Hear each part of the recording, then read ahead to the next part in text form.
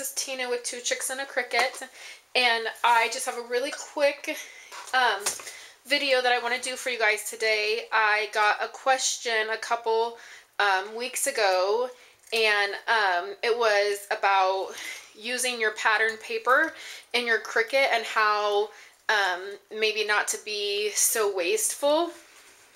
And so I just wanted to show you guys what I do, and I know I've talked about it before, but the other thing is I wanted to remind you guys, you know, your Cricut cartridges are all, the sizing for them are all different. So when you use one cartridge and you use it at 1 inch or 2 inch, it's going to be different than any of your other cartridges because your cartridges are proportionate to certain characters.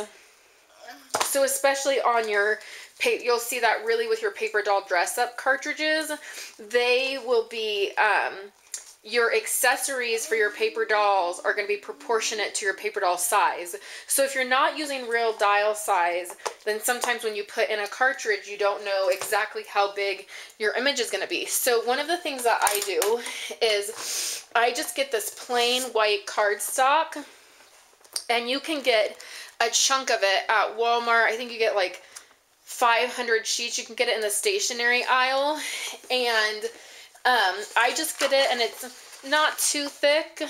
It is a little bit, you know, thinner than most cardstocks, but it's thicker than regular computer paper.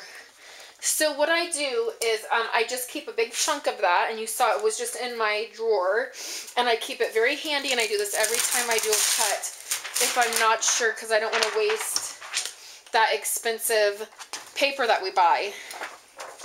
So what I do is, here's your mat, and it goes in your Cricut like this, and I just take and place my paper up in the corner. If I know I'm not cutting something too terribly big, like this, I'm going to be able to cut up to 8.5 inches. So I just stick it on there. You can see it doesn't even cover my whole mat. But what I'll do is I'll just stick it in there, and then I'll just do a little test cut.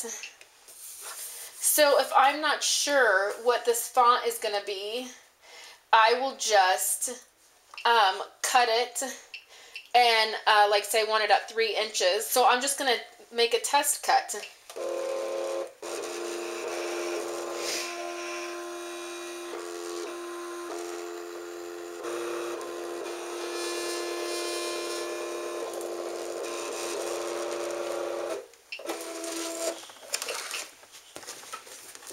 And then this is going to be how big my 3 inches for this cartridge is. And then that can give you an idea. So when you're using your pattern paper, instead of having to cut multiple times to figure out how big you want an item, you can just do that. And I use this white paper for scratch paper, for stamping, for cutting on the Cricut. And it's really cheap. You can get it at...